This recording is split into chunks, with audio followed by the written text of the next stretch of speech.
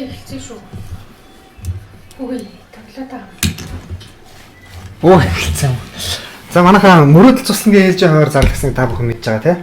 6 сарын 7-ноос 8 сарын 20 хүртэл 12 ээлж явагдана. За тэгээд зуны ээлжинд багшлах бид багш нарын сургалтыг бас зарласан байгаа. 5 сарын 3, 4, 10, 11-ний 4 амралтын өдрөөр бид нар зохион байгуулнаа. Тэгээд энэ сургалтыг болохоор бид нар мэдээж мэрэгжлийн байгууллагуудаа хамт зохион байгуулж байгаа. Нийслэл болон мобистэй хамтраад за сурагч багш нар бол яг хүүхдийн цусланд одоо багшлахад шаардлагатай ур чадваруудыг олгох юм мундаг багш нар байж байгаа. За тухайлбал одоо Монголын харилцааны номер 1 багш Чанзар багш ирнэ. За өндөр бүтээмжтэй өнөө 7 дадал агуулгын өрөөнд бол мөрөөдөл цуслан сүүлийн 8 жил багш нараа бэлдэж байгаа. Солонгой маань бас ирнэ.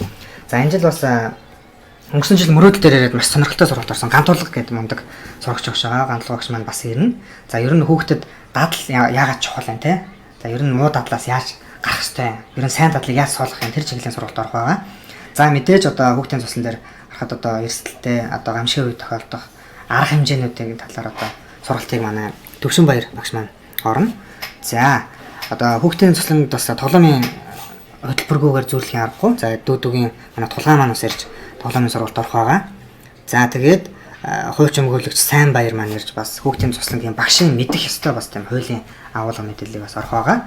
За хамгийн чухал мэдээж хүүхдтэй харилцах, багш нар хоорондоо харилцахад хамгийн чухал зүйл нь хүний сэтгэл зүй байдаг шүү дээ, тийм. Тэр сэтгэл зүйн талаар хүүхдийг одоо ойлгож таньж мэдэх сургалтыг бол манай Ган утган багш маань орно. Тэгээд энэ 4 хоногийн сургалтаар дамжуулаад зөвхөн ер нь хүүхдийн цусланд ажиллана гэсэн зорилготой гэхээс илүү одоо маш олон ур чадварыг нэг дор авах боломжтой юм сургалт байж байгаа. Тэгээд хүүхдийн цусланд багшлах хүсэлтэй 19-с дээш насны та бүхнийг урьж байна.